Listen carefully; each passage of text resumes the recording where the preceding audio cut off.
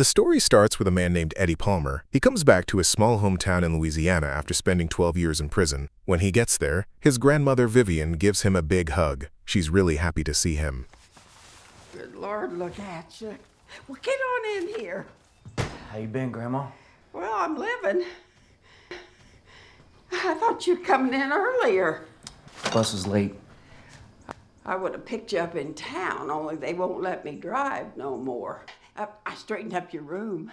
Later, Eddie goes to his old bedroom. It still looks the same. When he looks out the window, he sees his neighbors, a woman named Shelley and her young son, Sam. Right away, we see they are having a hard time. Vivian tells Eddie that if it weren't for Sam, she would have made Shelley and her boyfriend leave because of how badly they act. At dinner, Vivian tells Eddie kindly that he should find a job and try to start over. She knows it's hard to get a second chance in a small town. She warns him that feeling sorry for himself won't help. Eddie listens and decides to follow the rules of his parole. The next day, he starts searching for work, but it quickly becomes clear that getting a job with a criminal record is very difficult. In the evening, Eddie stays at the local bar and meets some old friends. They laugh and talk about their younger days. One of his friends, Daryl, proudly says that Eddie's football touchdown record was only broken a few years ago by Daryl's son. Another friend, Coles, who is now the town sheriff, greets Eddie warmly and says he hopes Eddie can get his life back together. That night, Shelley shows up at the bar and flirts with Eddie. You're Vivian's grandson, ain't you? What's the matter, handsome? You can't talk. The next morning, after drinking too much the night before, Eddie steps outside early. Vivian sees him and looks surprised and worried. Old habits die hard, and Vivian fears Eddie might slip up again. By 10 a.m., she wakes up Eddie so they can go to church together, bringing Sam along. At church, people stare at Eddie and whisper about him, judging him for his past. In small communities, forgiveness often lags far behind gossip. Sam also struggles to fit in with the other children.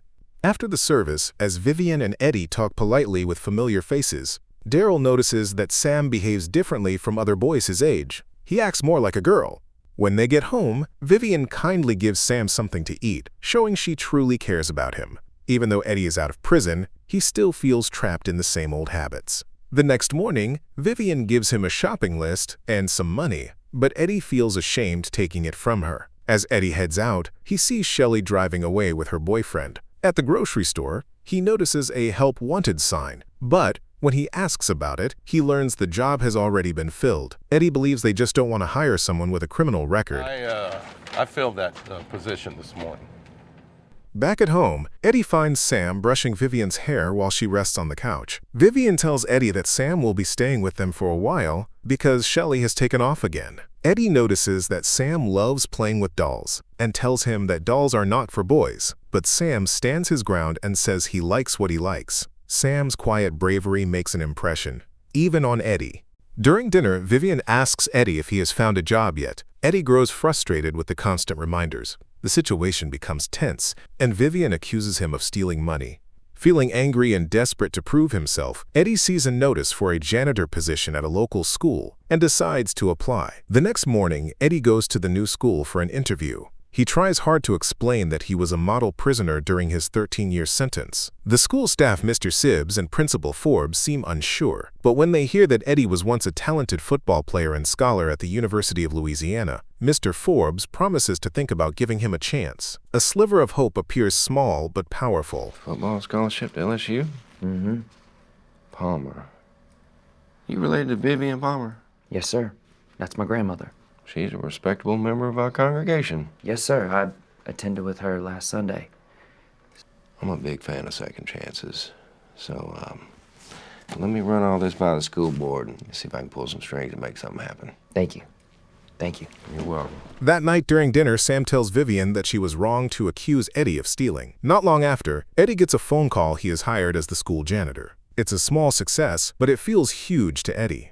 Sam attends the same school where Eddie now works. Sam finds it easier to make friends with girls than boys. His teacher, Maggie Hayes, cares for him and looks out for him. Some people in the community suggest Vivian should call Child Protective Services to send Sam to foster care. But Vivian is upset by the idea. One morning, Eddie catches Sam watching fairy princess cartoons and playing with dolls. Sam explains that Vivian is still asleep. Eddie senses something is wrong. When he checks, He finds that Vivian has passed away peacefully in her sleep. Vivian's funeral takes place soon after. Many people from the town come to mourn her. For Eddie and Sam, her death leaves a huge emptiness. At work, Eddie's boss tells him to take the next day off to grieve. At home, Sam sits quietly, going through Vivian's makeup bag, missing her deeply. Eddie, feeling overwhelmed, goes to the bar that night to drink. Coming home late, Eddie finds Sam asleep on the couch. The next morning, Eddie wakes him and tells him to pack his things. Confused and scared, Sam follows Eddie to the police station. Eddie explains to his friend Cole that Shelley has been missing for 2 weeks and cannot be reached. As Eddie leaves the station, he sees Sam watching him through the window, looking heartbroken. Eddie cannot leave him behind. He changes his mind and brings Sam back home. Sometimes, doing the right thing means breaking the rules. From that moment, Eddie decides to take responsibility for Sam. Sam shows how independent he is by getting ready for school by himself and catching the bus on time. One afternoon, Maggie comes to check on Sam's living conditions. Eddie feels nervous but tries not to show it. Maggie is kind and leaves her phone number in case Eddie needs help. That evening, Eddie keeps calling Sam's mother, Shell, but she still doesn't answer. Even though Eddie never planned to be a guardian, he feels a strong sense of duty towards Sam. Sam never lets go of his dolls. One evening, he asks Eddie when his mom will return. Eddie sadly admits he doesn't know. Do you know when my mom is coming back? No, I wish I did. I sometimes get mad at my mom for leaving. Do you ever get mad at yours? I barely knew the woman. But you knew your daddy. That's right. Do you miss him? That night, after putting Sam to bed, Eddie looks through an old family scrapbook, a bittersweet reminder of who he used to be. It is filled with photos and newspaper articles from when he was a local football hero, but those days are long gone. The next morning, Eddie drives Sam to school. Sam, full of joy, says he loves princess cartoons more than anything else. He proudly shows Eddie his lunchbox decorated with princesses, which his mother had once bought on sale. Later, Lucille calls and asks Eddie if Sam can come over to play with her daughter, Emily. She mentions that Sam thinks of Eddie as his father and wanted to make sure it was okay. Eddie goes to pick Sam up. Lucille invites him inside for a toy tea party. Eddie feels awkward, but joins in politely. He notices again how different Sam is from most boys, but keeps his thoughts to himself. That evening, Eddie takes Sam to a football game. Sitting in the stands, he tells Sam about his own glory days. Maggie is at the game too and suggests they all go bowling together sometime. Meanwhile, Daryl warns Eddie not to get involved with Shelley, calling her trouble. After a fumble during the game, Eddie watches the new football star who broke his old record. He asks Daryl if he knows where the people involved in his past mistakes are now. Daryl tells Eddie to forget about them, believing Eddie was wrongly imprisoned. Later, Sam tries copying the cheerleaders' dance moves. After dropping Sam off at home, Eddie returns to the bar. There, Daryl, drunk and loud, causes trouble. Mr. Sibbs, the bar owner, kicks them out, and Eddie helps Daryl leave. The next morning, Sam wakes Eddie up excitedly. It's the day they are going bowling with Maggie. Sam has a great time while Eddie and Maggie talk. Eddie shares that he went to college for a year before his life took a wrong turn. Maggie opens up about her failed marriage and her return home to be near family. Slowly, Eddie becomes more confident as Sam's guardian. At work, he apologizes to Mr. Sibbs for Daryl's behavior. Principal Forbes also checks in with Sam to make sure he feels safe at home. I saw that Mr. Palmer gave you a ride to school this morning. Does he always do that? Yes, sir. And he lives right next door to you, is that right? His house is right beside my mom's trailer. And he's always nice to you? And everything's okay? Mm-hmm. As part of his parole, Eddie has to report to the police station regularly. Sam, curious, asks why Eddie has to go there. Eddie, with sadness, explains that a long time ago, he tried to steal money that wasn't his and had to pay a heavy price for that mistake. Eddie's honesty with Sam shows his desire to be a better role model. Sam also admits something important. He once stole a toy from a classmate and now feels very guilty about it. I stole too. You did, huh? You think that person misses what you took? I know she does. She cried in class. Miss Maggie asked if anyone had seen it and I said no. Oh, so you lied too. You think that little girl would feel better if she got back what you stole. Meanwhile, Eddie finds a new purpose in life. For the first time in a long time, he feels needed by someone. This feeling gives him the strength and motivation to keep moving forward. For the first time, Eddie has something and someone to fight for. The next morning, Eddie and Sam prepare breakfast together. Eddie doesn't want Sam to eat only biscuits because it's unhealthy. Following Eddie's advice, Sam bravely returns the stolen toy to its owner. Not long after, Sam's birthday party takes place. Maggie and Emily also come to celebrate with him warmly. Eddie surprises Sam with a ukulele as a birthday gift. Sam is very happy to receive it, even though he isn't very interested in music. While the children play, Maggie quietly asks Danny about his mother. Danny shares that his mom ran away when he was just 5 years old, and Vivian later stepped in to raise him like her own child. Hearing this, Maggie decides to help Eddie sort through the old mail at the house. Among the letters, they find one from a lawyer asking Eddie to contact him about Vivian's will. It turns out that Vivian left her house and all her belongings to the church. This creates a new obstacle for Eddie, increasing his uncertainty about the future. Eddie is shocked by the news. After the house is sold, he will only have 30 days to move out. Meanwhile, Sam's classmates bully him because he looks different. Seeing this, Eddie immediately defends Sam. The bullies become very scared of Eddie's strong presence. Later at home, Sam tells Eddie that he wants to write a letter to the Fairy Princess show to become a participant. Penelope the princess said if you write their show a letter, you can join their club. They even give you a certificate. Can you write me one? Look, there's things in this world you can be, and there's things you can't, okay? How many boys do you see on that show? None. Eddie tries to change Sam's mind, explaining that the show is mostly for girls, but Sam is sure there's nothing wrong with it and stays determined. At the store, Sam excitedly picks out a princess costume for Halloween. Eddie again tries to explain that it might not be suitable, but it doesn't stop Sam. An old woman at the store accuses Eddie of being a bad person and says he shouldn't be looking after Sam. This moment touches Eddie deeply. It shows him that Sam truly believes he is a good man, and this helps Eddie believe in himself too. Later, in class, Sam proudly tells his teacher that he will dress up as Princess Penelope for the Halloween party. Eddie tries but fails to convince him otherwise and finally accepts Sam's decision. At the party, the other kids tease Sam and call him Samantha. Just then, the teacher enters the room dressed as Mr. Forbes, showing support for Sam. This supportive gesture from the teacher shows the importance of acceptance. That evening, Maggie invites Eddie and Sam over for dinner. Sam looks cheerful and enjoys eating sweets. Gathering her courage, Maggie asks Eddie about his time in prison. It is very hard for Eddie to talk about it, but he finds the strength to share. He explains that he used to be a star player on his university's football team. After a serious injury, doctors told him he could never play again. Eddie fell into a deep depression, returned home, and started living irresponsibly. There was a boy in his group who often bragged that his father kept lots of money in a safe. One day, they decided to rob the house. But the father came home early. In a panic, Eddie attacked him, making the worst mistake of his life. Later that night, Sam falls asleep, and Maggie suggests Eddie spend the night at her place. Are you tired? No.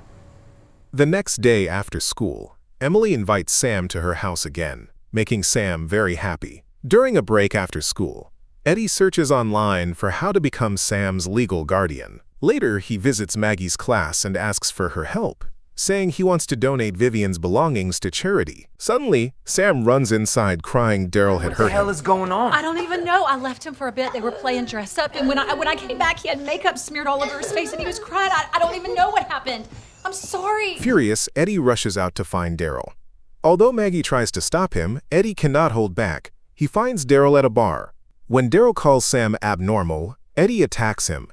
Eddie's violent reaction shows that his old anger still lingers beneath the surface. Other men have to pull him away. Eddie also threatens Cole, the police officer who stood by and did nothing for the little boy. When Eddie gets back home, Maggie realizes what happened.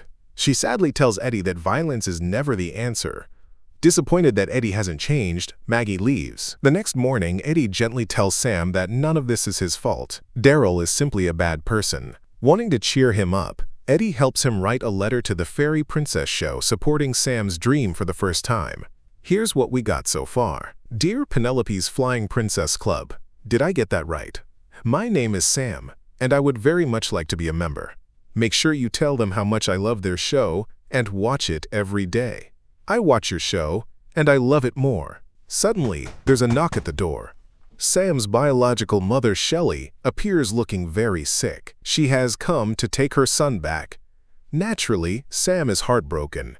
Eddie promises Sam that he can visit anytime. Sam hugs Eddie tightly, not wanting to let go. Eddie feels crushed but understands that Sam belongs with his mother. When Shelley sees the ukulele, she realizes with guilt that she even forgot her son's birthday. She quickly lies, saying she bought him a gift too. Eddie, feeling empty, throws himself into work to distract himself. Later, Eddie tells Maggie that Shelley's returned. Their talk does not go well. Feeling lost, Eddie goes to a bar but decides not to drink. The next morning, he finds Sam sitting sadly on the porch. Sam tells Eddie that Jerry, Shelley's boyfriend, threw away his lunchbox and called him a disgrace. Eddie comforts Sam and drives him to school. Sam also tells Eddie that soon, he and his mother will move in with Jerry and that he'll have to change schools. All day, Eddie thinks about the situation. Watching Jerry, Eddie realizes he is just as bad as Shelley. That same day, Eddie receives shocking news. Child Protective Services has taken Sam away. Shelley cries and explains what happened. Eddie rushes to the station, where an officer tells him a court hearing will decide if Sam returns to Shelley or goes to an orphanage.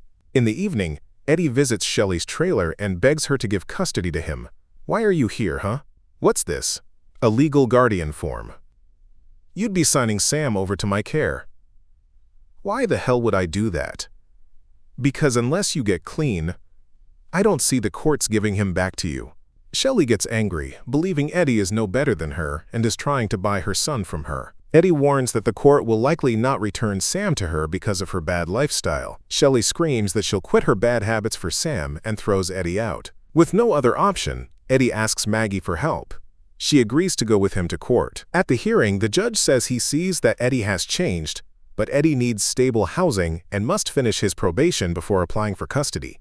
Tearfully, Eddie says he just wants to care for Sam because he knows what it feels like to be abandoned. Still, the judge dismisses his request. My decision is that the boy will remain under the care of the state. He will be placed in a registered foster home until the mother is well enough to regain custody. Your Honor, she's a drug addict. That ain't gonna happen. But for now, I'm sorry. I have to deny your request for temporary custody. Don't do this. I know what it feels like to be left alone. Suddenly, Shelley bursts into the courtroom, begging the judge to give her back her son. She insists that Sam is a special boy who struggles with making friends and needs his mother. Feeling sympathy, the judge rules in Shelley's favor. Every day afterward, Eddie hears Shelley and Jerry arguing. When Eddie realizes Shelley is falling back into her bad ways, he makes a bold decision. He takes Sam and drives far away. At a gas station, Eddie calls Maggie and learns that Shelley has reported him to the police. Now a fugitive, Eddie promises Sam that everything will be okay. Eventually, Eddie turns himself in. His decision to surrender shows his deep understanding of right and wrong. Officer Cole, understanding the situation, arranges for Sam to stay with Maggie for now. As the police take Eddie away, Sam runs after the car, crying. He yells at his mother, saying she never really loved him. Eddie tries not to cry. Back in jail, Eddie feels sad and hopeless. But then Officer Cole brings good news. Shelley told the truth. She said she had asked Eddie to take Sam to get food. Because of this, the police drop all charges against Eddie. Feeling hopeful again, Eddie goes to see Maggie, who is taking care of Sam. Soon, Shelley comes too, but Sam won't talk to her. "You think I'm a terrible mother?" "Hi, Sammy. Hi, baby." Shelley realizes she hasn't been a good mom. Even though she loves Sam, she decides to let Eddie take full custody. She knows Sam will have a better life with him. At the end, Shelley and Sam say a tearful goodbye. Now, Eddie can finally become Sam's real father. Things start to get better. Eddie is doing well at work, and he and Sam are getting ready to move out of Vivian's house. As the movie ends, they find a letter in the mailbox. It's from the Fairy Princess show. "I've never got mail before. Open it, see what it says." Sam's face lights up with happiness.